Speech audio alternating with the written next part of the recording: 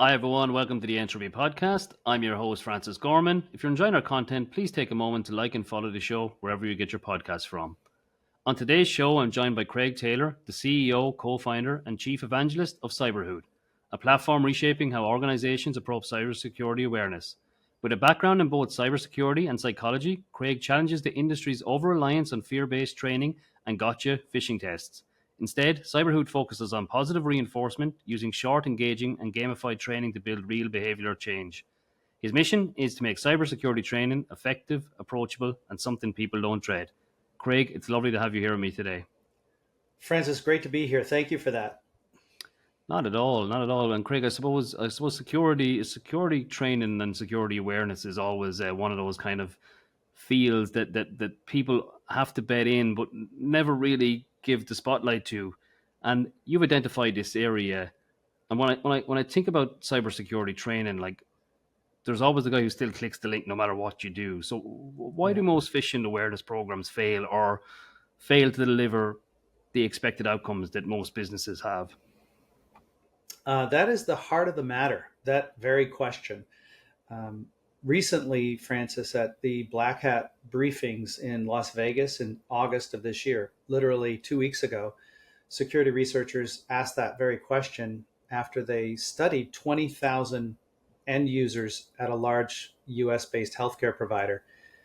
And they made three conclusions in their study of phishing.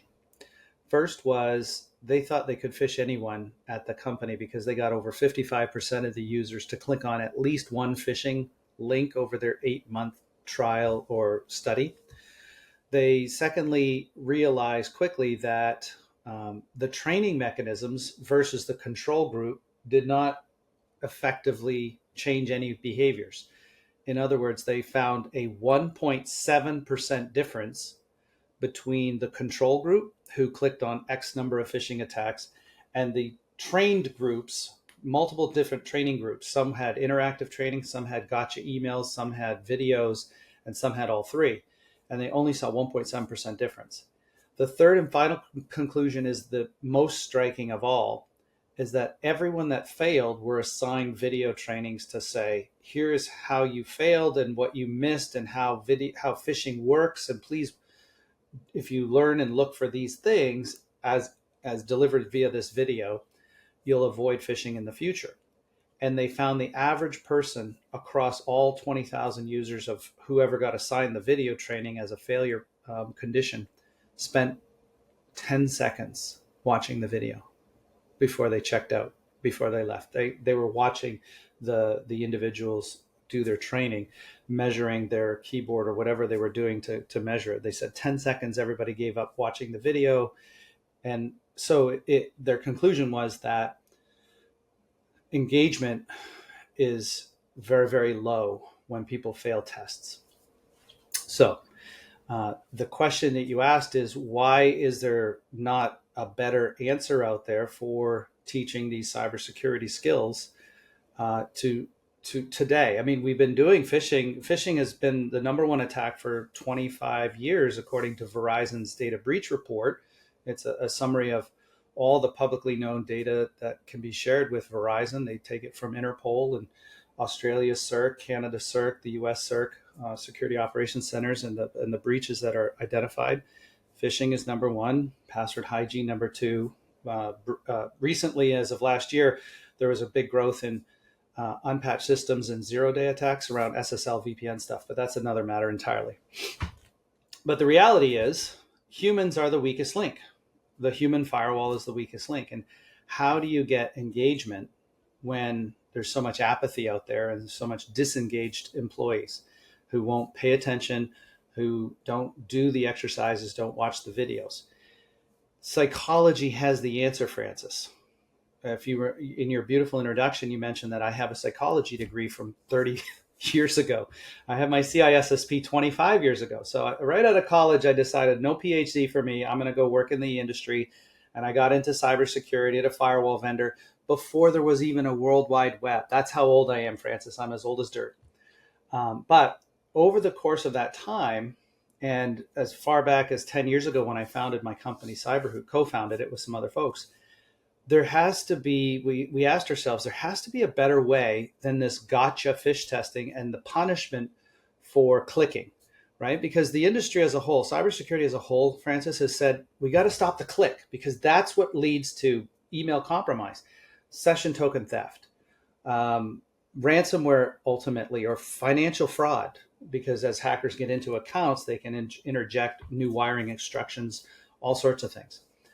And so the focus has been far too exclusively on punishing and stopping the click, rather than, and think about this for a moment, anyone listening to this, think about this insight that we had at my company, rather than rewarding and reinforcing good behaviors, right? Just think about that.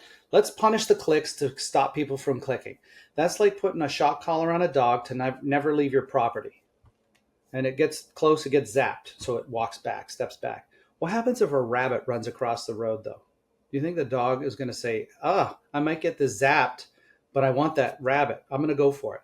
What if your employee gets free Taylor Swift tickets to go see this, worldwide concert for their 18, 15-year-old daughter?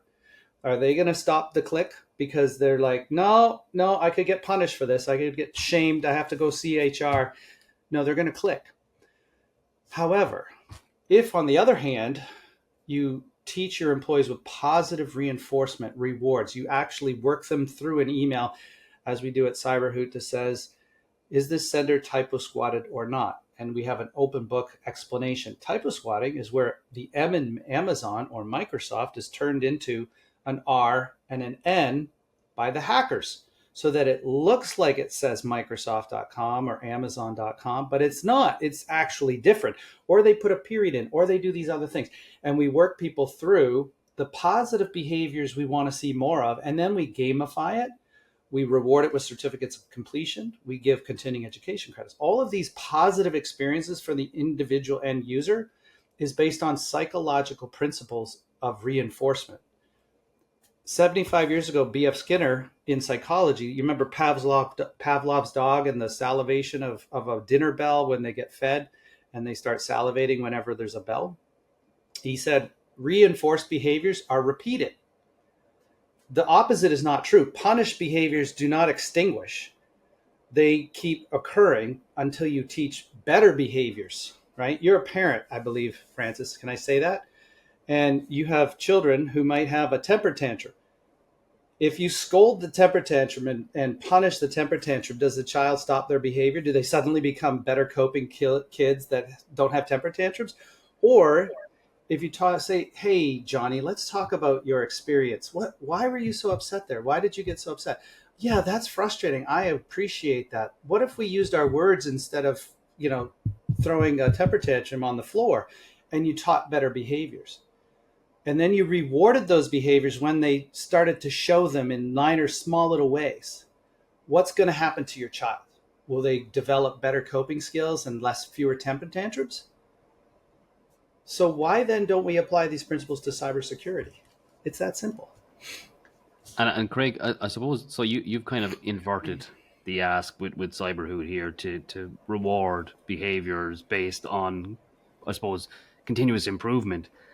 Mm-hmm. Does your insight and your research then show that actually has a more longer lasting impact on the individual? Does the click rate go down, or do people become repeat offenders after a period? Anecdotally, yeah, we do. Anecdotally, Francis, we have tons and tons of evidence that it works better in the long run. So we have 300 plus MSPs using our platform, and before they adopt our platform, they hear that their IT department or their engineers are getting inundated with emails from their clients. Is this a phish? Is that a phish? I'm not sure. I don't want to click on anything. I don't want to make a mistake. People aren't sure.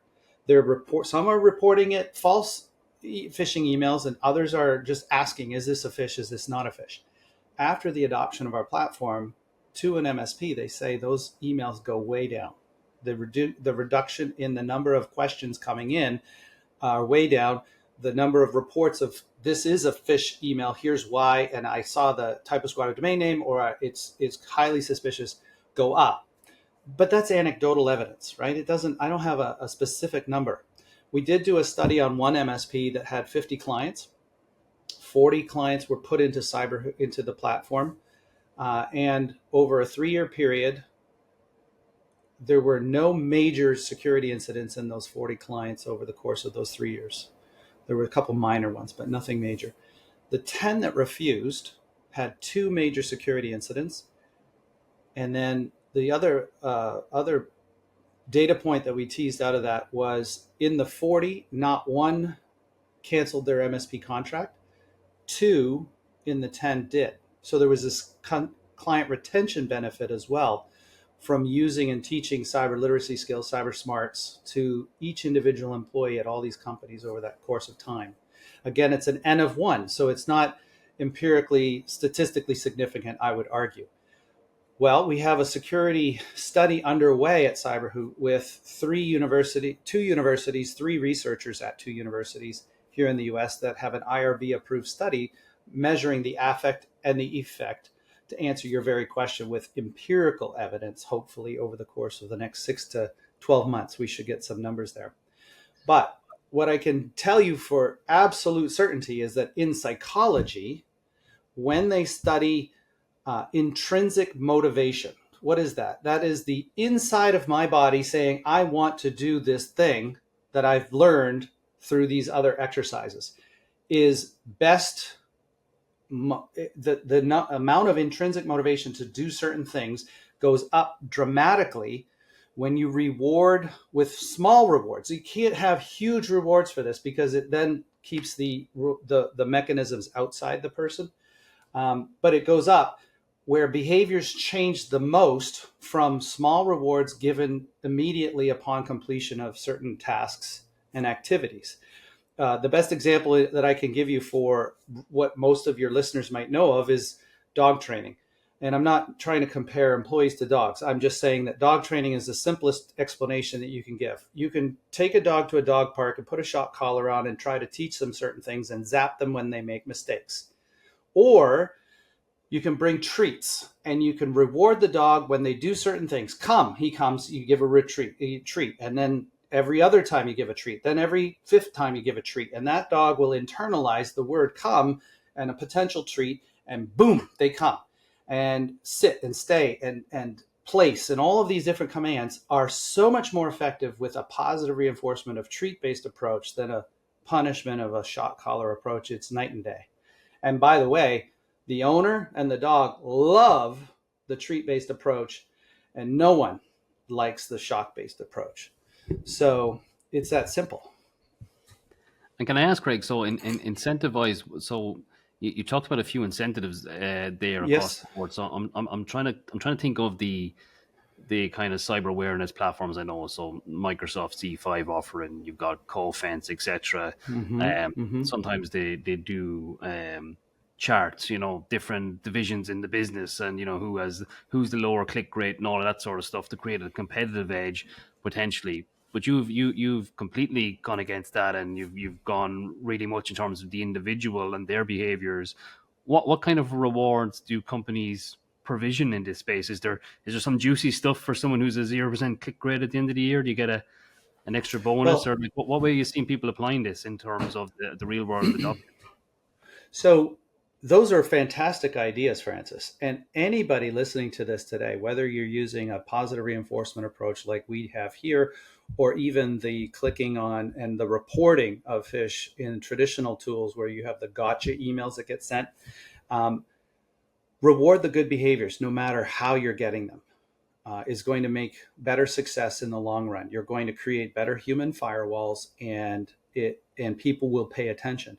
A little healthy competition also works, right? To your early point, if a division A, B, and C are higher performing on the traditional fake email gotcha tests, reward them, and don't punish the ones that are low performing.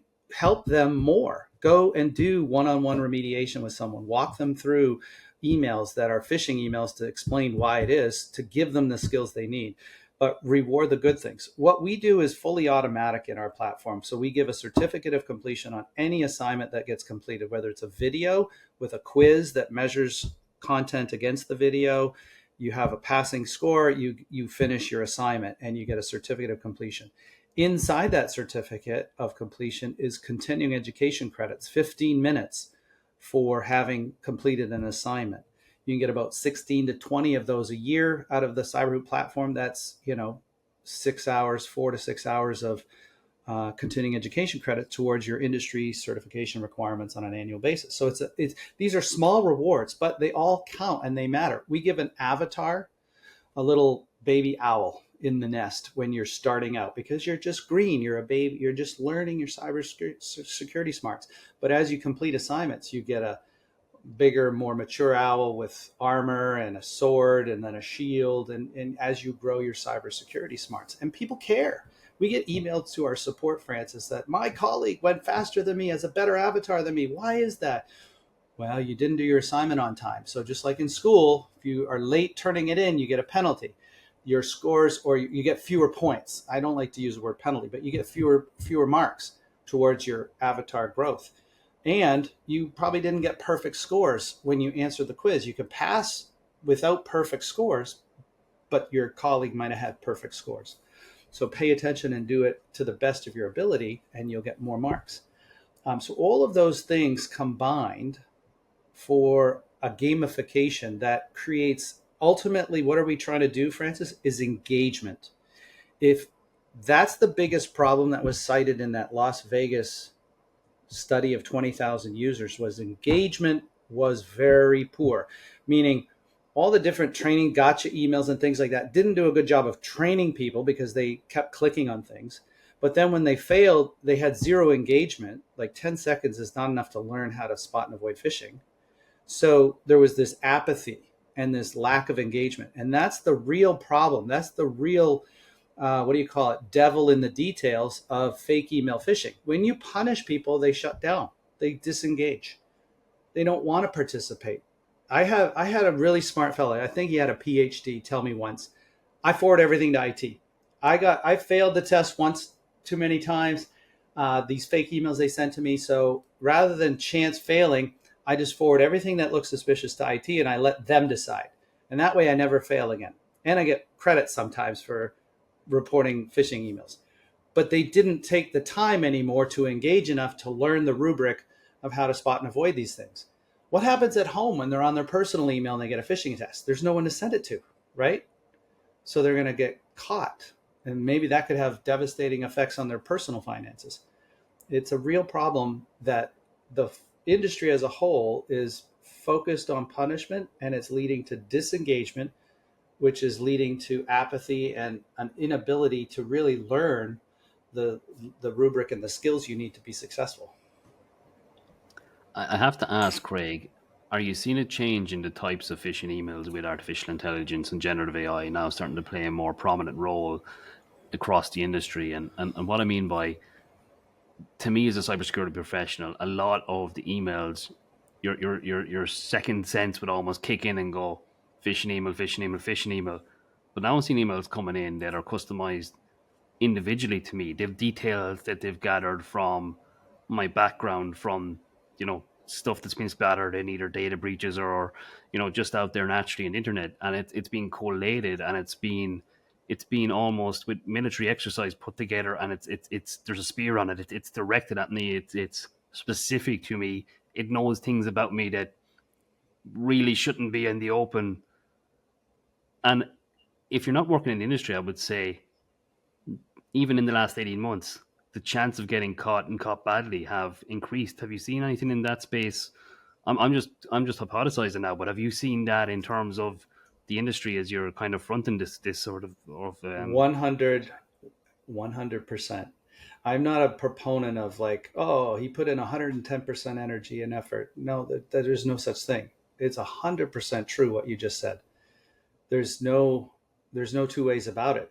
AI is being used to consume your social media presence and my social media presence to create what we called 5 years ago, 10 years ago, spear phishing attacks, whaling attacks. As anyone listed on a website as a person of importance at a company, they get targeted. you can ask AI, tell me everything you can find about this person, Francis Gorman or Craig Taylor. And it will spit back loads of information because we've got big footprints, not just from our own publicly disclosed information that we put out there, but from breach data that we had on private. You have the public web, you have the paywall web where you have all your personal private information that's out on social media that you haven't shared with the public. But because of breaches, more and more of our data is out there. There was a breach last fall called the NPD breach, the National Public Database breach. This was a clearinghouse of financial information that fed the big four credit agencies in the United States: Experian, Equifax, TransUnion, and Innovis. And my social security number, this is the one number you keep safe and secure in the United States, was there 8 times for every house and location I had ever lived at in the last 20 years. Even my ex-wife's house, which I never lived at, it was listed there as well as, maybe, I don't know why. But our data is out there, and these attacks are getting very dialed in to people of interest and to persons, because the AI tool and the revolution of AI is being used heavily by hacking organizations to put very, very enticing emails into our inboxes with an N of 1.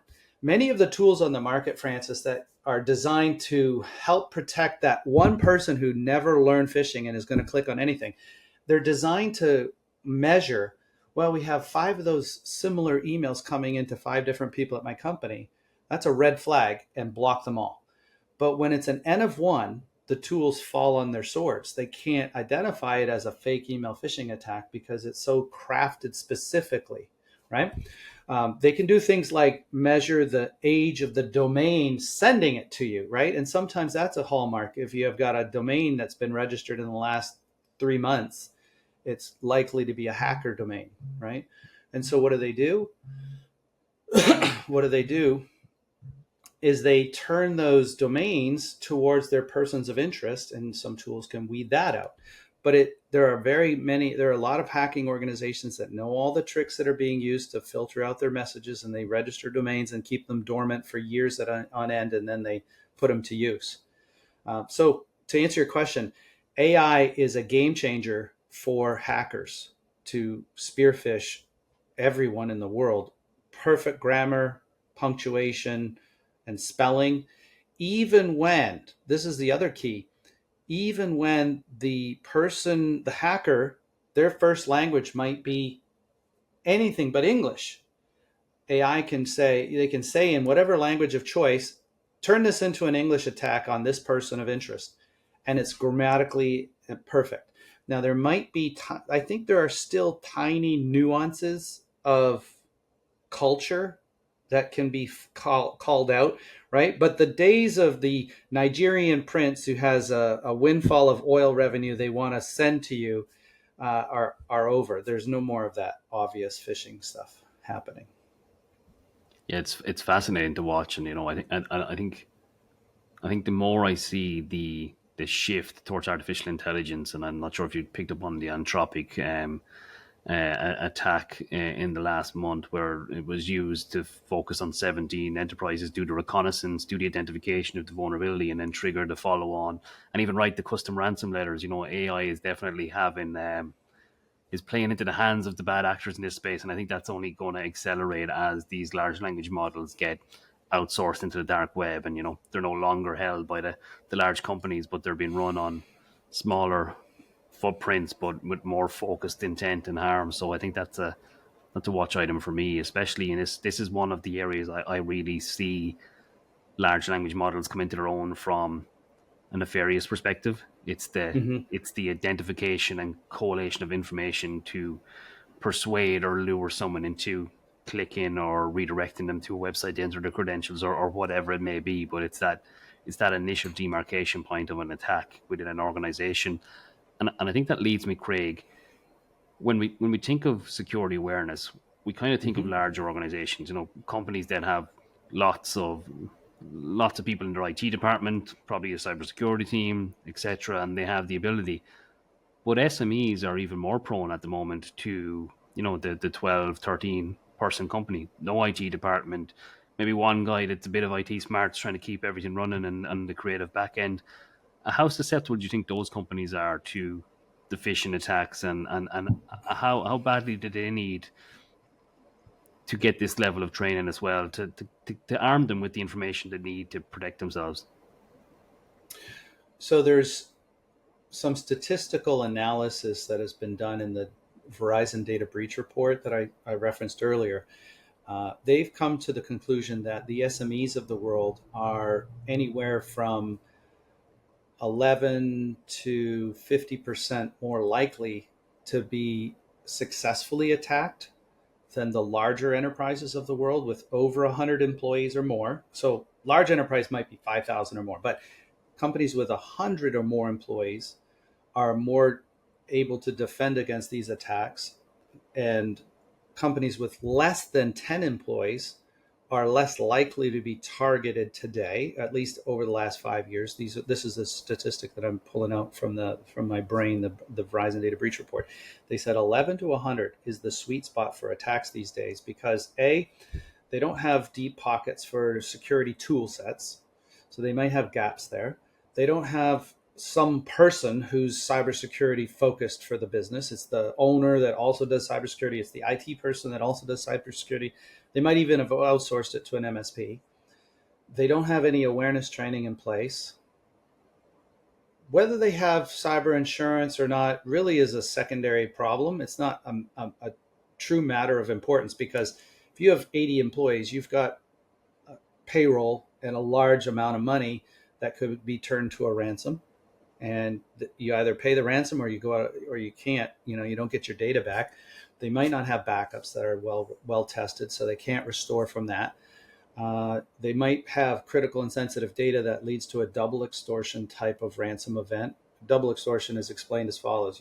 We encrypt your data and then we exfiltrate it as well, so that if you recover your data from backups, we can just release it to the public. And if you're an accounting firm or a law firm or a healthcare provider, guess what? That's regulated data. Not only are you going to have the embarrassment and the challenge of non-public personal information being released to the internet, many of those areas are regulated industries where you're going to have fines on top of it, right? And then in at least one case, there's triple extortion. There was a hacking firm that hacked a financial firm in the United States, in New York State, where there are reporting requirements of a breach. If you've been breached, you have to report it to the government governing authorities, right? And so the first was they encrypted the data. The second was they threatened to release the data. The firm still resisted both.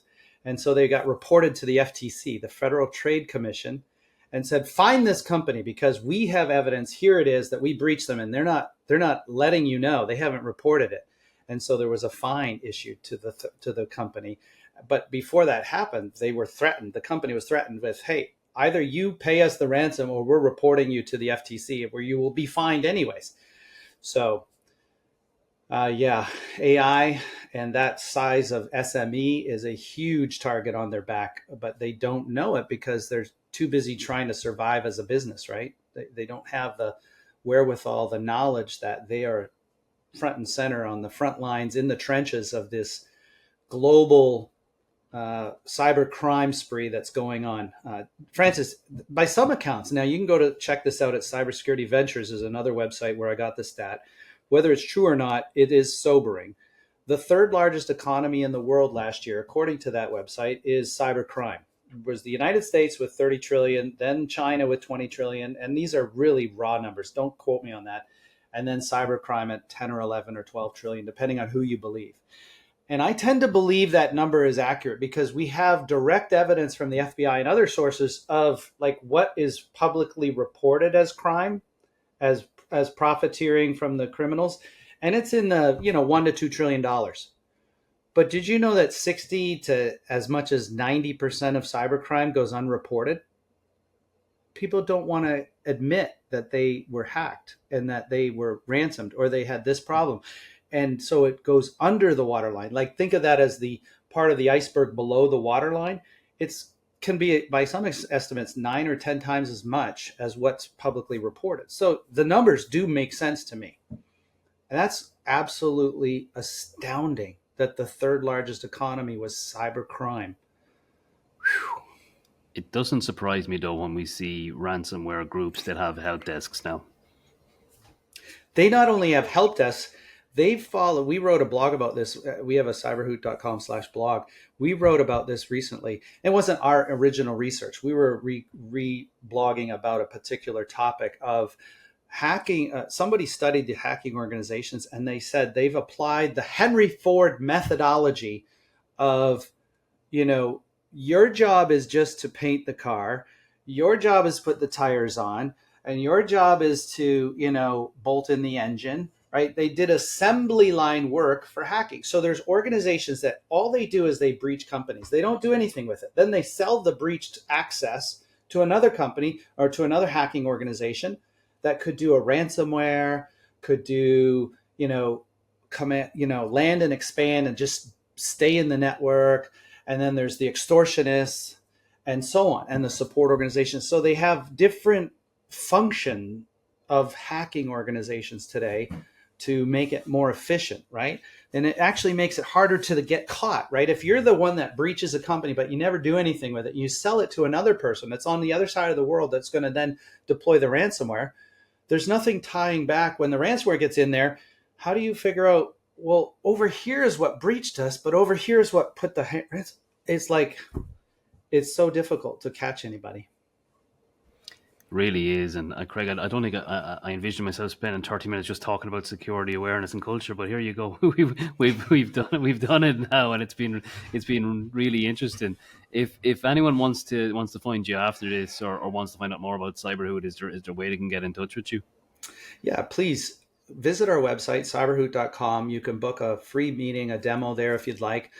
We give CyberHoot away free for individuals. So if you're listening to this and you want to just try it out for yourself, go to cyberhoot.com/individuals, and you can get free access to everything. We produce a monthly video, a quarterly phishing test, and that allows you to experience the positive reinforcement effect and the gamification effects of our platform that really focuses in on rewarding you for engagement, rewarding you for good behaviors, and teaching you those good behaviors. We have this interactive test that you have to go through to learn phishing, and you become proficient at it. It's very simple through practice and repeated activities. If anyone ultimately signs up for a paid trial of our platform, we'll give you 20% off for a year with the Entropy Podcast as the referral quote. How did we hear about CyberHoot? Just put in the Entropy Podcast, you get 20% off for a year.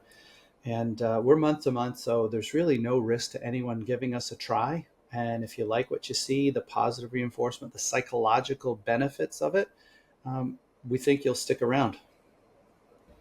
Great stuff, Craig. And look, I wish you all the best. I hope it goes well into the future. And it sounds like you're doing something unique, which is always good to see in the industry. A bit of innovation that kind of takes the psychology aspect and reinvents it then to look for real world impact.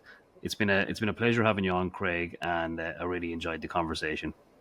Mine too. Thank you so much for having me, Francis, and good luck to your Entropy Podcast. Thanks, Craig.